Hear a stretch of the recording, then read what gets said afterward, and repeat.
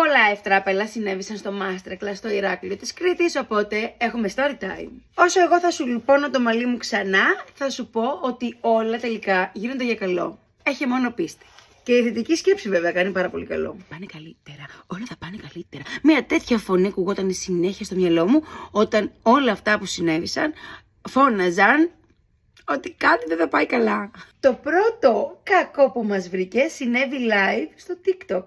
Την ώρα που έκανα live έχει μπει μέσα η Στελίνα. Η Στελίνα είναι η κοπέλα που είναι στη γραμματεία της σχολής The Make Art Academy.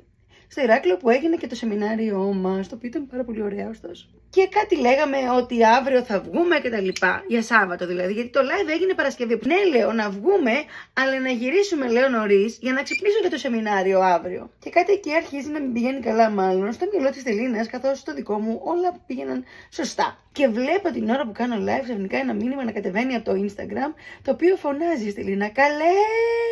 Τι έχει γίνει, λέω. Τι έχω κάνει, έχει γίνει καμιά βλακεία και δεν το έχω πάρει χαμπάρι.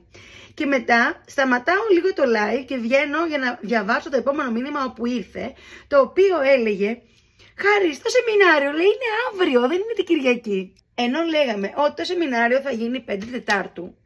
Δεν είχα δει ποτέ 5 Τετάρτου τι ημέρα πέφτει. Και όταν πλησίαζαν οι μέρες και εγώ έκλεισα τα εισιτήρια, λέω «ΟΚ, μια χαρά, θα τα κλείσω Παρασκευή με Δευτέρα, Κυριακή θα γίνει το σεμινάριο». Μπαίνω στις ημερομηνίες και βλέπω ότι την Κυριακή έχει 6 ο μήνας. Και λέω, κοίτα να δεις, λέω, έχουμε κάνει λάθος την ημερομηνία.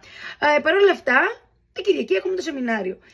Για κανέναν λόγο δεν πήγε το μυαλό μου ότι το σεμινάριο θα πραγματοποιηθεί Σάββατο. Ευτυχώς δηλαδή που είχα κλείσει εισιτήρια από την Παρασκευή, γιατί φανταστείτε τι εγκεφαλικά θα βαράγανε εκεί πέρα. Η Μαρία η Μαρκογιαννάκη γέλεγε και εγώ να είμαι στον κόσμο μου και να γελάω μόνη μου και να προσπαθώ κιόλας να το σώσω λίγο στο live, βασικά για να μην υπάρξει αυτή η αναστάτωση και να επιτευχθεί ο σκοπός του live που έκανε εκείνη τη στιγμή. Αυτά συνέβησαν την Παρασκευή το μεσημέρι. Στο σεμινάριο είχα να παρουσιάσω 2 διαφορετικά μακιγιάζ. Το ένα ήταν bridal και το άλλο ήταν ένα creative.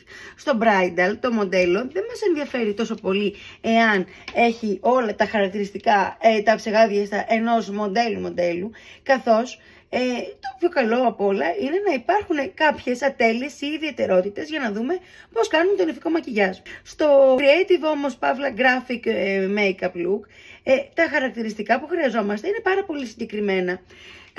Οπότε εκεί συνέβη και το περίεργο, καθώς το μοντέλο που είχαν κλείσει για να βάψω στο graphic το make-up ακύρωσε, καθώς για λόγους υγείας έπρεπε να μεταφερθεί σε άλλη περιοχή εκείνη την ημέρα και απόλυτος κατανοητό.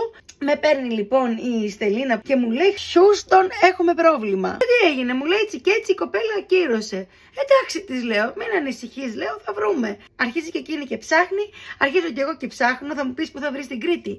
Αλλά έλα όμως που εγώ έχω 2 κριτικά μοντέλα τα οποία θα μπορούσαν να έρθουν ή να έχουν κάποια φίλη να μας εξυπηρετήσει για το σεμινάριό μας. Τις πήρα τηλέφωνο και τις 2. Η μία ήταν στο Ρέθυμνο και μάλιστα νότια, οπότε δεν μπορούσε να έρθει. Η άλλη ήταν στα Χανιά, θα ερχόταν πολύ ευχαρίστως, αλλά είχε κάνει μια μικρή επέμβαση, οπότε δεν μπορούσε να κάνει μακιγιάζ και ούτε να κάνει εμφάνιση γενικά. Οπότε, όπως καταλαβαίνεις, τις ρώτησα για να μου στείλουν κάποιο άτομο, αλλά μέχρι εκείνες να μου στείλουν και μέχρι εγώ να βρω και να συνεννοηθώ, είχε μία μαθήτρια, η Μαρία, στη σχολείο, που είχε μία φίλη, 17 χρονών, που ήταν καρακούκλα, εξαιρετική, φοβερή, δες την. Τέλεια. Μερικές ώρες αργότερα, όπου η ώρα έχει πάει πλέον 9, χάθηκε άλλο ένα μοντέλο που ήταν για τις 10:30 το πρωί. Αλλά και πάλι εκεί, παιδιά, ήμουνα 3 λαλούν και 2 χορεύουν. Ήμουν τόσο χαρούμενη για το σεμινάριο που θα γινότανε και να λέω της Μαρίας, μην ανησυχείς καθόλου. Πραγματικά θα βρεθεί λύση και όλα είναι για καλό.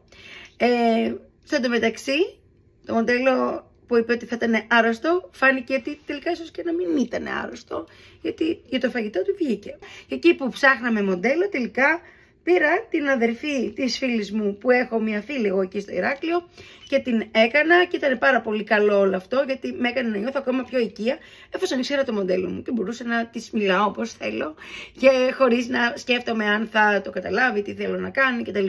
Και ίσα ίσα, επειδή είχε κάποιες μικροατέλειες στο σχηματισμό του προσώπου και δεν ήταν όλα ιδανικά, παρότι είναι μια πάρα πολύ ωραία κοπέλα. Δες. Πολύ ωραία.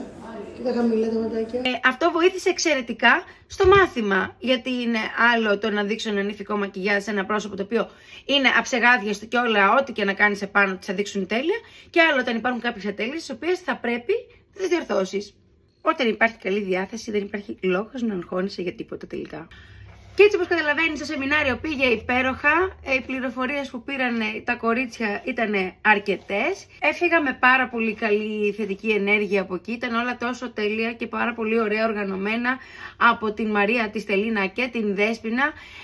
Είναι η άλλη καθηγήτρια της σχολής. Παιδιά, ήταν όλα τέλεια και ανυπομονώ και να ξαναπάω. Γιατί ήδη κάποιοι μαθητές όπου δεν μπορέσανε να έρθουν θέλουν επιγόντως να κάνουμε κι άλλο, λέει, σεμινάριο. Και σίγουρα ετοιμάζω κι άλλα και στην υπόλοιπη Ελλάδα, γιατί ήταν να μην κάνω το comeback που λέγαμε, αλλά θέλω να κάνω και ένα στην Αθήνα.